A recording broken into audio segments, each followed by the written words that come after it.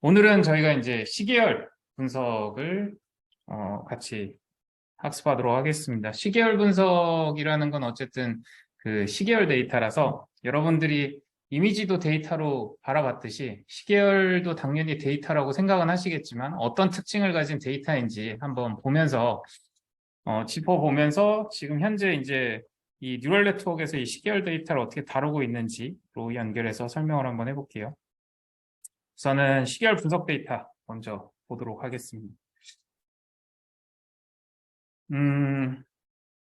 제가 시계열 분석의 전공은 아니에요. 전문가는 아니지만 많이 여러분들 아마 쓰시게 될 거고, 이 시계열 분석이라고 하면 기존에 굉장히 다양한 분과들이 있는데 그러다 보니까 이제 데이터가 어떤 데이터고 그다음에 어떤 그 산업에서 사용됐는지 좀 이해하신 다음에 그 다음에 우리는 이걸 어떻게 활용할지 이렇게 좀 접근하시면 좋을 것 같아요. 그래서 제가 이번에 강의 만들면서 보니까 이 책이 하나 있더라고요. Critical Time Series Analysis라고 해가지고 이 타임 시리즈 분석에 대한 책이 있는데 잘 써져 있는 것 같아요. 그래서 여러분들도 시간 되면 한번 뭐 사서 보시거나 하면 좋을 것 같고요. 여기 보면은 이제 이 시계열 분석에 대한 뭐 정의가 있어요. 그래서 우선은 시간 순서대로 나열되어 있는 데이터를 이제 정보로 보는 거고, 제일 대표적으로 이 시계열 분석을 제일 처음 시작한 건 의료 분야라고 얘기를 하더라고요. 의료 분야인데 이런 심장 박동 데이터, 또 실은 시계열 데이터예요. 심장 박동 데이터 같은 것들을 분석하기 위한 목적으로 시계열 분석이 의료 쪽에서 많이 이루어졌고요. 여러분들 잘 아시는 주가지수, 주식의 가격들도 이제 시계열 데이터에 해당하고요. 날씨가 대표적으로 시계열 분석을 제일 많이 쓰고 있어요. 우리 왜 그 기상청의 슈퍼컴퓨터 뭐 이런 얘기 하면은 거의 대부분 이제 시계열 분석 쪽에서 쓰이는 거고, 천문학에서도 이제 그 공전 주기라든가 이런 것들 계산하기 위해서 시계열 분석을 굉장히 많이 씁니다. 근데 이렇게만 보면 우리가 이제 시계열 분석 데이터에 대해서 좀 더 이해를 해야 되는데, 여러분들이 통계학적 모델로 시계열 분석을 해본 적이 있으면 조금 데이터들의 차별성을 좀 이해할 수 있지만, 그렇지 않은 경우에는 다 비슷하게 보일 거예요. 그냥 시간 순서대로 있는 데이터, 뭐 요즘 유행하는 RNN이나 LSTM에 넣고 돌리면 결과 나온다, 이게 이제 일반적인 상식인데, 기존의 시계열 분석은 되게 타이트하게 알고리즘들을 좀 구분을 했습니다. 어떤 데이터이냐에 따라 가지고 좀 구분을 했었고요. 보시면은 크게 시계열 분석에서는 데이터 타입 3개를 굉장히 중요하게 보고 있어요. 그래서 첫 번째 데이터 같은 경우에는 저희가 이제 백색 잡음이라고 하는데, 지금 소스 코드 같이 올려놨거든요. 그래서 그 타임 시리즈라는 그 소스 코드를 한번 실행을 해보시면, 이제 백색 잡음은 보시면 어떤 중앙값에서 어떤 범주 안의 데이터가 굉장히 랜덤하게 발생하는 데이터, 대표적으로 센서 같은 데서 발생하는 데이터가 일반적으로 이제 백색 잡음 데이터라고 표시를 합니다. 그래서 보시면은 과거에 우리가 뭐 심장박동이라든가 이런 것들도 어떻게 보면 이제 백색 잡음으로 바라볼 수 있는 신호들일 수 있어요. 그래서 이 데이터는 이제 과거의 데이터는 별로 중요하지 않고요. 지금 순간에 어디까지 랜덤하게 발생할 수 있느냐, 이런 데이터라서 이거를 분석하는 방법은 좀 다르다라고 보시면 되고요. 두 번째 데이터는 확률 보행 과정이라고 하는 이제 랜덤 워크, 못하네요. 월이 아니라 워크. 랜덤 워크 프로세스라는 데이터 타입입니다. 그래서 코드를 보시면 직전 데이터에서 일정 확률로 특정한 분포의 랜덤 값으로 오르거나 내리거나 하는 데이터 이동이 발생해요. 이걸 이제 랜덤 워크 프로세스라고 표현을 하고요. 이런 데이터가 아마 눈에 익으실 거예요. 주가 지수가 대부분, 가격과 관련된 데이터들이 대부분 이런 모형을 띱니다. 그래서 같은 랜덤 값인데 모든 랜덤이 이전과 무관하게 현재 시점에서 랜덤 값으로 발생하는 걸 저희가 백색 잡음이라고 하고, 두 번째는 직전 데이터에서 위아래로 랜덤이 계속 발생하는 거를 저희가 이제 확률 보행 과정이라고 표현을 합니다. 그다음에 마지막으로 이제 정상 확률 과정이라는 게 있어요. 이 스테이셔너리가 인정된 분석. 이게 실은 대표적으로 저희가 이 뉴럴 네트워크가 나오기 전까지 시계열 분석이라고 하면 대부분 이 정상 확률 과정에 대한 데이터 분석이었다고 보시면 돼요. 그리고 혹시 들어보신 적이 있는지 모르겠지만 아리마 모델이라고 하는 게 이 요 정상 확률 시계열만 분석하도록 되어 있습니다. 설계 자체가. 그래서 이 정상 확률 데이터인지를 먼저 확인하고 그게 범주 안에 있을 때만 아리마 모델을 쓸 수 있다라고 보시면 되고요. 그래서 보시면은 지금 아리마 모델의 랜덤성이 실은 백색 자음하고 비슷해 보이긴 하지만 조금 달라요. 직전에 그 변동성을 가져오기 때문에 직전 데이터에서 추가적으로 이제 그 데이터를 가져오기 때문에 변동성이 이제 확률 보행 과정하고는 달라 보이지만 그래도 이전 데이터의 정보를 어느 정도 가져온다. 아리마 모델 자체가 이제 이전 데이터를 인풋 값으로 가져오잖아요. 그런 차이가 있고 이 세 가지 데이터 차이를 좀 이해를 하시면 이 세 가지가 어떻게 이제 발전해 나갔는지 보실 수 있습니다. 차이는 알겠어요? 이 세 가지 데이터가 다르다는 거. 아마 지금 제가 올려드린 거에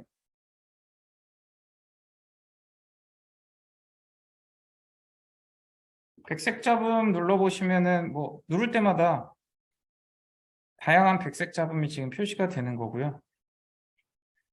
그 다음에 확률 보행 과정 같은 경우에는 거의 대부분이 이제 주가 지수의 움직임과 굉장히 비슷하게 움직여요. 같은 랜덤을 쓰는데도. 그 다음에 정상 확률 과정 같은 경우에는 이런 식으로 이 데이터를 한번 보시면은 직전 데이터가 0에서 시작을 해서 이 코릴레이션이 0.5 정도의 가치를 가집니다. 그래서 직전 데이터에서 0.5 정도만 가져오고 나머지는 랜덤으로 움직이게끔 해가지고 그 아리마 모델이 이제 뭐 뒤에서 설명하겠지만 이제 오토 리그레션이라고 해가지고 전 데이터가 그 다음 데이터에 몇 퍼센트 정도 영향을 미치는가를 회귀 분석으로 가져가는 모델이거든요. 그래서 전 데이터가 0.5 정도 영향을 준다. 이게 확률 보행 과정 같은 경우에 이게 100% 영향을 주는 거고, 이 정상 확률 같은 경우에 저 퍼센테이지가 유지가 되는 형태라고 보시면 됩니다. 그래서 우선 제일 먼저 정상 확률 모형이 어떻게 발전했냐면 이 아리마 모형이라는 걸로 발전을 했어요. 그래서 아마 들어보신 적 있는지 모르겠지만 박스 젠킨스 모델이라고 해서 저게 뭐냐면 아까 말씀드렸던 이 데이터가 시계열적으로 정상성을 띠고 있느냐라는 거를 분석해 주는 거예요. 이 정상성이라는 거는 데이터가 시간이 어느 시점에 어느 위치를 빼더라도 동일한 변동성과 동일한 그 상관관계를 가지고 있다는 전제를 만족을 시켜줘야 돼요. 이런 데이터가 흔치는 않아요. 흔치는 않기 때문에 원래 AR 모형하고 MA 모형 자체가 AR 모형은 직전의 값이 다음 값에 영향을 준다라는 논리인 거고요. MA는 직전의 변동성, 직전에 이제 그 랜덤 변동성 값만큼을 다음에도 영향을 준다라는 거예요. 그 변동성이 만약에 플러스로 갔다. 그럼 그 다음에도 어느 정도 플러스가 좀 더 유리하게끔 갈 수 있게끔 만들어진 모형입니다. 그래서 이 AR하고 MA 모형과 같은 데이터가 시장에 그렇게 많지 않아요.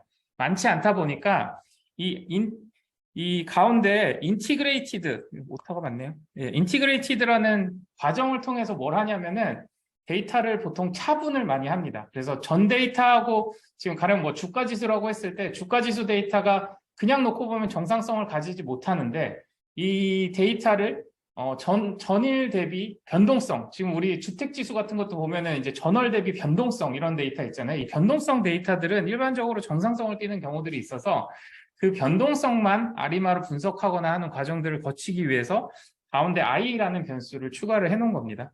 그래서 이 아리마 모형 같은 경우에가 가장 대표적, 굉장히 오랫동안 쓰였어요. 굉장히 오랫동안 쓰인 모델이고 굉장히 많은 시계열 분석에서 활용이 됐었고 특히 우리 같은 이제 사회 분야 분석에서는 아리마 모형을 굉장히 많이 썼습니다.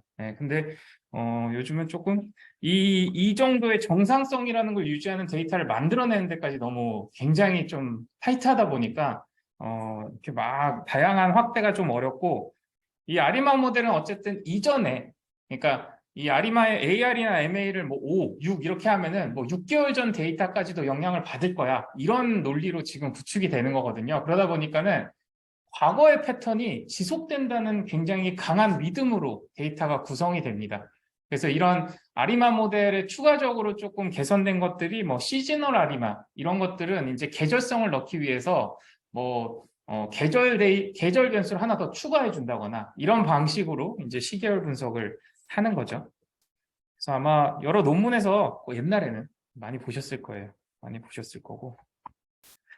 두 번째로 많이 쓰이는 데이터 패턴이 이 전파 데이터. 여러분들이 아마 센서 같은 거 보면 이 심장 박동도 마찬가지고 센서에서 발생되는 데이터들 아마 우리 스마트 시티 많이 하니까 스마트 시티 사업의 대부분은 IoT를 통해서 센서에서 발생한 데이터를 스트리밍으로 이제 스마트 시티 빅데이터에 모아서 분석을 하는 과정이거든요. 그럼 이런 신호 데이터, 대표적으로 우리가 말을 할 때 나오는 파형 있잖아요. 이런 파형 데이터들이 대표적으로 이 신호 데이터입니다. 이 신호 데이터도 굉장히 오랫동안 분석의 대상이었어요. 그래서 음성 인식도 그렇고 이런 것들을 이제 후리에 트랜스폼이라는 거를 활용을 합니다. 그래서 여러분들 뭐 후리에는 이과에서 많이 하시니까 아실 수 있다고 보고 이게 어떤 원리로 작동을 하냐면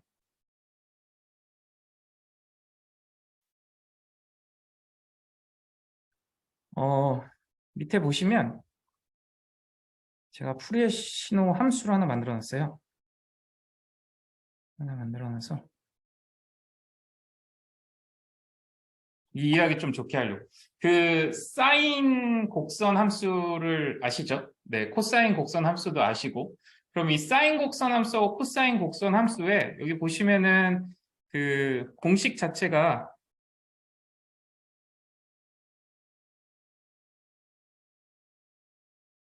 네, 요값과 요값 그다음에 요값과 요값을 어떻게 바꾸느냐에 따라서 이 사인 곡선과 코사인 곡선의 이 주기가 줄어들든지 파형이 커지든지 이렇게 되는데요. 이러한 데이터들을 결합을 하면 어떠한 파형의 형태든 만들어낼 수 있다라는 논리입니다.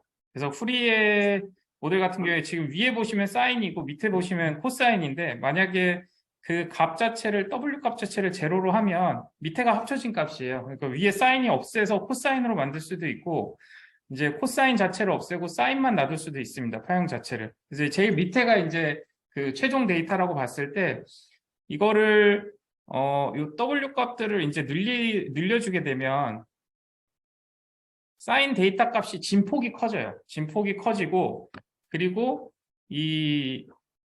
요 뒤에 세트안의 값을 바꿔버리면 이렇게 진폭이 작아져요. 네, 이런 것들을 가지고 이 밑에 보시면은 합성된 파형의 형태가 무엇이든지 생성할 수 있다. 물론 사인, 코사인 함수를 하나만 써서는 어렵지만 사인, 코사인 함수를 정말 수십 개를 사용하게 되면은 여러분들이 보실 수 있는 거의 모든 데이터를 이렇게 사인, 코사인의 조합으로 바꿀 수 있어요. 그런데 이렇게 바꾸고 나면 어떤 장점이 있냐면 그 다음부터 데이터 보관을 뭘로 하면 되냐면은 사인 함수하고 코사인 함수 우리 몰라도 되잖아요. 어차피 공식이니까 A, B, C, D라는 값으로만 저장을 해 놓으시면 복원이 가능합니다. 네, 복원이 가능해서 이 데이터가 보통 제일 많이 쓰였던 데가 과거에 음성 인식이었어요. 그 음성 데이터를 이 후리에 트랜스폼에 넣으면 이 후리에가 아까 지금은 저희가 사인, 코사인 데이터를 새로운 데이터로 만든 거지만 원래는 이제 아무 데이터나 주면 이걸 사인과 코사인으로 분해해주는 함수거든요. 이 분해 과정에서 만들어지는 건 A, B, C, D의 이런 값들이고 이게 그냥 디지털 데이터잖아요. 이걸 하나의 넘파이 같은 배열로 저장해 놓으면 여러분들이 말하는 안녕하세요라는 표현이 저 사인, 코사인의 A, B 값들이 어떻게 구성되어 있는지 하나의 데이터셋으로 만들어져요. 그래서 음성 인식을 보통 어떻게 하냐면은 안녕하세요라는 말들을 쭉 녹음을 해가지고 후리에 트랜스폼을 한 다음에 저 A, B, C, D 값들을 데이터베이스에 저장해 놓고 다차원 맵에다 던져버립니다. 그러면 생각보다 안녕하세요라는 단어들이 비슷한 공간에 모여 있어요. 그러면 그 다음에 누군가가 다른 사람이 안녕하세요라고 말을 했을 때 그 좌표가 어느 군집에 가장 가까운지를 가지고 그 말이 뭔지를 인지하는 이게 이제 음성인식 분야에서 제일 많이 쓰였던 형태거든요. 네, 그런 형태로 연속형 데이터를 이제 디지털 데이터로 그러니까 그 플롯 데이터로 차원으로 바꿀 수 있고 그 차원을 가지고 다양한 분석들을 할 수 있다. 이게 이제 만약에 그거를 그 범주를 굉장히 넓게 잡으면 누가 말하든지 다 통과가 될 수 있고요. 그 범주를 굉장히 타이트하게 잡으면 그 사람 목소리 아니면은 안 풀리는 어떻게 보면 이제 그 음성 인식을 통해서 보완을 할 수 있는 그런 데까지도 접근이 가능합니다.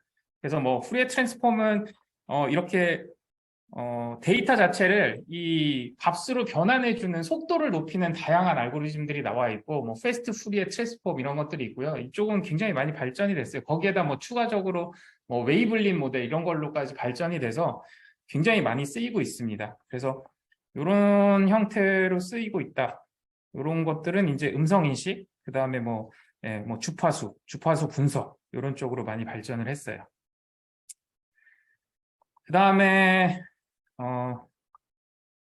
제가 경영학과인데 경영 쪽에서는 제일 유명한 모델이 이제 히든 마코프 모델입니다. 네. 이유는 히든 마코프 모델을 만드신 분이 르네상스 테크놀로지라는 회사를 만드셨는데 연봉이 1조 3천억 정도 되신다고 하더라고요. 돈을 너무 많이 버셔가지고 헤지펀드의 거의 신화 같은 존재세요. 네.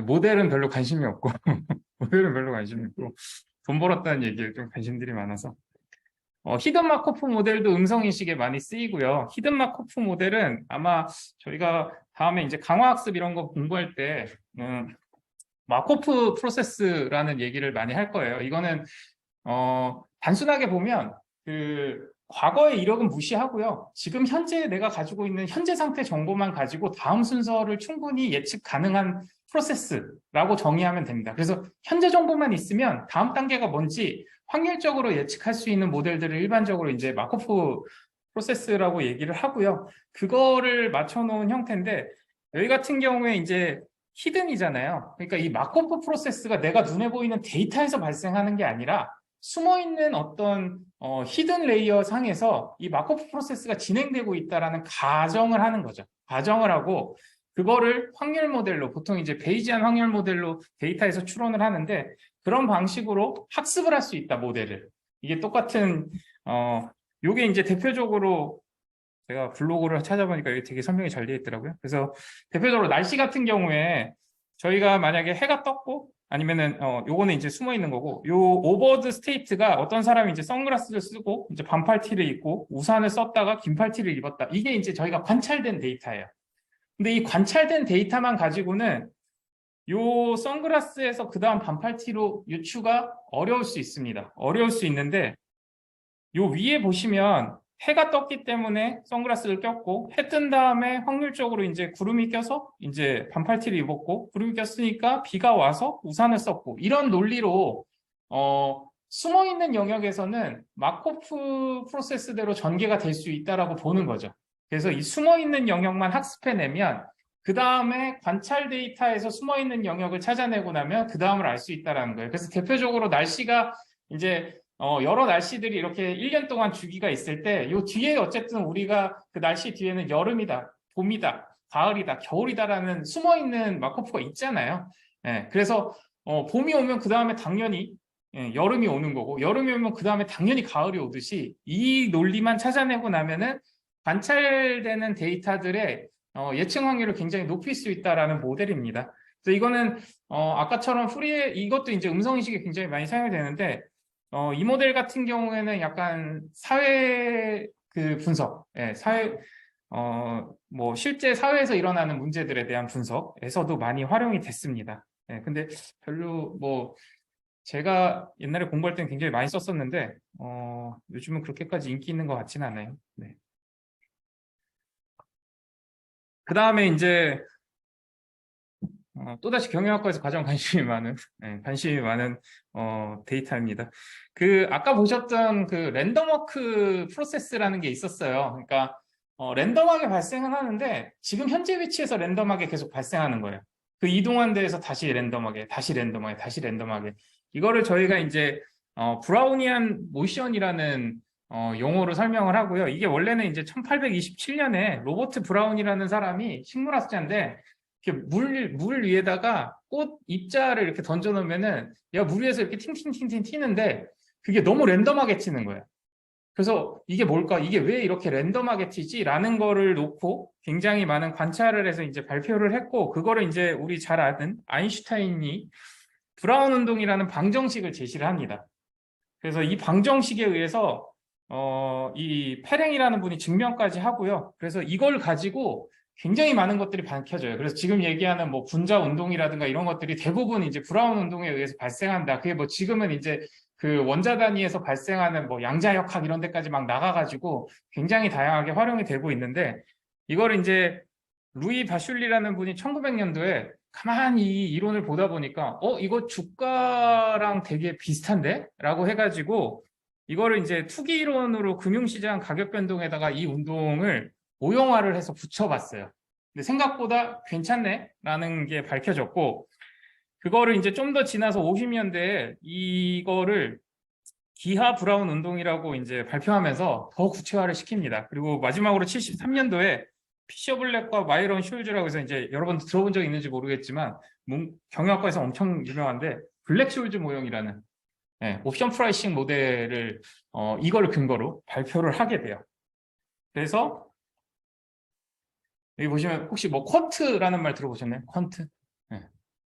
그래서 여러분들이 이제 뭐 ELS, 뭐 ELW 이런 것들 이제 상품 가입해 보면은 그런 조건들이 있을 거예요. 주식이 얼마 이하로 내려가지 않으면 뭐 1.5배수를 드린다거나 뭐 이제 얼마 이상에서 며칠 동안 유지되면 뭐 얼마의 보상을 드린다거나 이런 걸 저희가 이제 옵션이라고 표현을 하고요. 이 옵션 프라이싱의 가격을 결정하는 모델로 이 블랙숄즈 모형을 씁니다. 근데 이게 현업에서 제가 이제 증권사에서 일을 했었으니까 현업에서 일할 때 보면 이 블랙숄즈 모형으로 운영하는 팀이 있어요. 그러면 이 팀이 만약에 오늘 한 달 후 만기에 옵션을 결정을 해가지고 이제 가격을 블랙숄즈 모형으로 내잖아요. 그럼 판매를 해요. 판매를 하면 이게 결과적으로는 이제 아까 얘기했듯이 어떤 위치에서 변동성이 어떤 범위를 벗어나지 않는다는 전제거든요. 그 전제에서 이제 운용을 해보면 뭐 올라가면은 더 구매를 하거나 떨어지면 뭐 판매를 하거나 이런 운용 방식을 이 블랙숄즈 모형에 맞춰서 해보면 실은 처음에 프라이싱 했던 가격을 크게 벗어나지 않아요. 그 비용. 그 비용 안에 있거나 아니면은 변동성이 좀 적어지면 오히려 이득을 보는. 변동성이 폭발한다. 그럼 손실을 볼 수도 있긴 해요. 그래서 그런 것들이 이제 락 조건 같은 걸 걸어가지고 그게 갑자기 터지면 이제 본인들은 더 이상 책임을 안 지고 맡겨둔 돈을 다 날려버리겠다. 뭐 이런 식으로 이제 운영을 하는데 그래서 실제로 이 시계열 분석에서 이 브라운 운동이 주가 쪽에서는 굉장히 중요한 어떤 기준이 되고 이 블랙숄즈 모형이 계속 고도화되고 있기 때문에 이 블랙숄즈 모형으로 굉장히 많은 프라이싱을 합니다. 그래서 실제 뭐 저희가 시장에서 뭐 해외 파생 상품이나 이런 것들을 글로벌 뱅크하고 거래를 할 때 글로벌 뱅크 담당자가 이제 와가지고 뭐 얘기를 하잖아요. 얘기를 하면은 나 이런 옵션 상품이 필요해라고 하면은 바로 홍콩에 전화를 해요. 전화를 하면은 홍콩에 있는 퀀트들은 다 백단에 다 앉아 계시거든요. 퀀트가 바로 계산을 해줍니다. 막 때려가지고 현재 금리랑 막 환율이랑 거 해가지고 얼마라고 딱 제시를 해주면 그 가격에 이제 구매를 하는 이런 형태로 정말 많이 쓰이고 있어요. 네. 여의도에서만 아는 얘기라.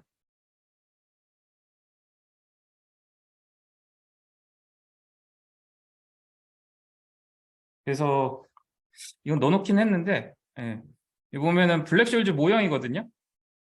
단순합니다, 실은. 이 시까지 전개하는 게 굉장히 어려웠지만 단순합니다. 그래서 기초자산의 현재 가격, 가령 우리가 주식이라고 하면 삼성전자 현재 가격, 그 다음에 행사가라는 거는 얼마 이상이면 내가 얼마 줄게, 얼마 이상에 대해서 돈을 줄게, 그 다음에 그게 언제, 어느 시점에, 그 다음에 현재의 무위험 위자율, 그리고 기초자산의 연간 변동성, 요것만 입력해주면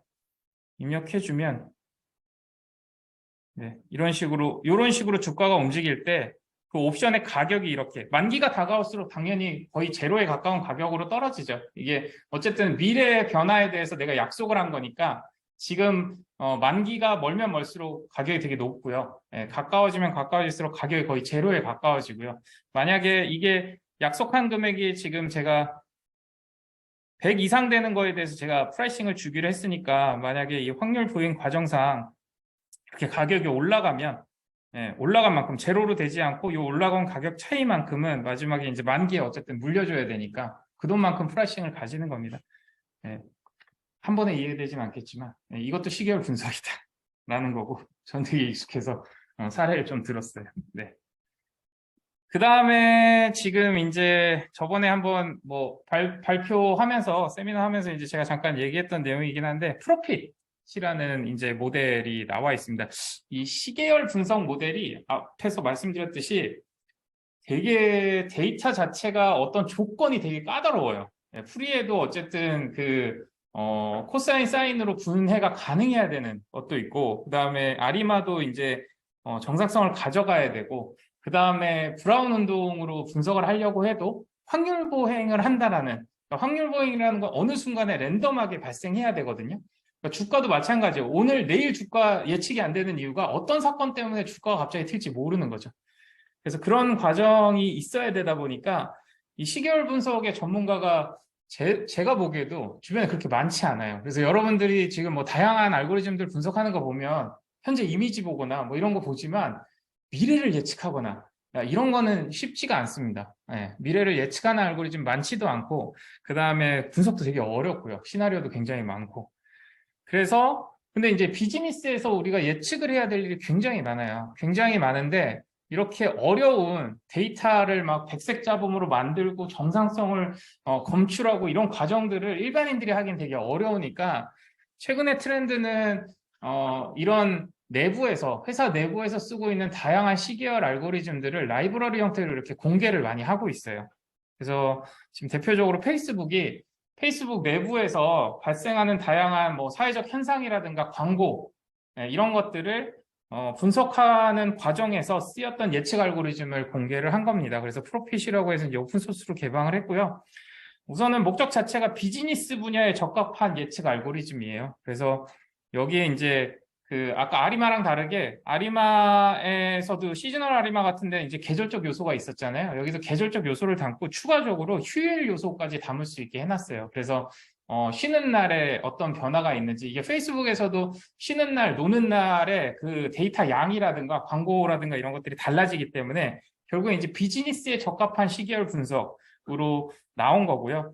그 라이브러리 자체가 아까 얘기했던 시계열 분석이나 예측만 나오는 게 아니라 그 데이터를 인풋한 데이터를 뭐 이상치를 걸러낸다던가 아니면은 미래 예측을 다양한 시나리오 베이스로 범주로 만든다든가 이런 것까지 다 포함돼서 공급이 되고 있습니다. 그래서 여기 보시면은 지금 요 왼쪽에 있는 게 저희 회사 내에서 서울에 있는 30제곱미터 이하의 공동주택의 실거래가를 항상 이렇게 프로핏 모델로 이상치 검출을 해요. 그러면 이걸 넣어서 분석을 하면 과거 데이터 기준으로 데이터 분포가 이렇게 돼 있을 때 이 파란색 안에 있는 거는 안정적인 데이터, 예측 가능한 범주에 있는 데이터들이고 밖에 벗어난 것들은 이상치라고 판단을 하는 겁니다. 이런 식으로 이제 그 변동성의 어떤 정상성을 깨는 범주들에 있는 데이터들을 미리 검출하고 그걸 제외한 형태로 이렇게 오른쪽처럼 예측까지 같이 제공할 수 있도록 보여주고 있어요. 그 다음에 이 프로핏 모델까지는 아까 앞에서 설명드렸던 아리마처럼 약간 통계학적 모델을 따르고 있고요. 최근에 나온 게 이게 작년이었나? 재작년이었나? 발표를 했었는데 아마존에서도 똑같은 모델을 내놨습니다. 그래서 아마존도 지금 뭐 유통도 하고 있고 다양한 서비스들을 제공하고 있다 보니까 미래 예측을 해야 되고 그래서 아마존에서는 이제 이 뒤에 공부하겠지만 인공지능망을 이용한 시계열 예측 알고리즘을 내놨어요. 딥 AR 플러스라고 해가지고 요거 밑에는 아마존에서 발표한 자료예요. 아마존에서 발표한 자료라 공신력이 있다라고 보기 좀 어렵고 어쨌든 기존의 아리마나 뭐 ETS, MPTS 이것도 이제 이 트렌드를 학습해서 나가는 모델인데 요런 이제 베이스라인 알고리즘에서 이 프로핏으로 약간 플렉서블하게 이 프로핏 같은 경우에 여기에 쓰여야 되는 하이퍼 파라미터 같은 것들까지도 같이 학습을 해주거든요. 여기서 한 단계 더 나가서 딥러닝을 사용했다라고 얘기를 하는 거고 아마존 포캐스트도 굉장히 다양한 랜덤한 모델들을 많이 만들어 가지고 거기서 이제 가장 좋은 모델을 약간 선출하는 그런 방식 방식으로 사용이 되고 있습니다. 여기까지가 이제 우리가 그 타임 시리즈를 뉴럴 네트워크로 분석하기 직전까지, 직전까지 실은 아마존 포캐스트는 그 이유긴 한데 직전까지 지금 시장에서 시계열 분석을 바라보는 어떻게 보면 이제 방향성이고 그다음에 데이터들이라고 보시면 됩니다. 그리고 이런 데이터들의 뭐 미래를 예측하거나 그 시계열성을 학습하기 위해서 이런 다양한 모델들을 사용했었고 다양한 분야로 이제 파생이 됐다라고까지 이해를 하시면 될 것 같습니다.